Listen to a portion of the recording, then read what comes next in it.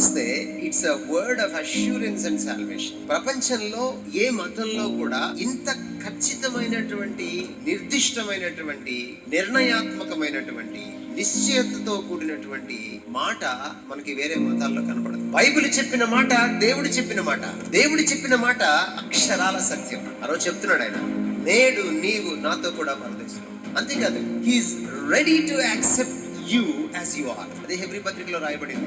సమయోచితమైన సహాయం కోసం ఆయన కృపా సింహాసనం దగ్గరికి మనం ఎప్పుడైనా పరిగెట్టచ్చు. ఆలస్యం అవడం కంటే, అస్సలు పరిగెట్టకపోవడం కంటే ఎప్పుడైనా ఆయన దగ్గర పరిగెట్టడం బెటర్. అంత కరుడు గట్టిన నేరస్తుడిని నువ్వు ఏంటి, నీ బ్యాక్గ్రౌండ్ ఏంటి అడగలేదు ఆయన. నీది ఎంత రహస్య పాపమైనా, నీదెంత ఘోర పాపమైనా, ఉన్న ఫలాన రా ఆయన దగ్గరికి. ఉన్న ఫలాన నేను అప్పులు చేర్చుకుంటాడు. నువ్వు యేసు ప్రభు దగ్గరికి వచ్చిన రోజే నీకు సాల్వేషన్. క్రైస్తవుడు మరణాన్ని ఎందుకు ఆహ్వానించగలడు? క్రైస్తవుడు మరణాన్ని ఎందుకు సంతోషంగా ఎదుర్కోగలడు?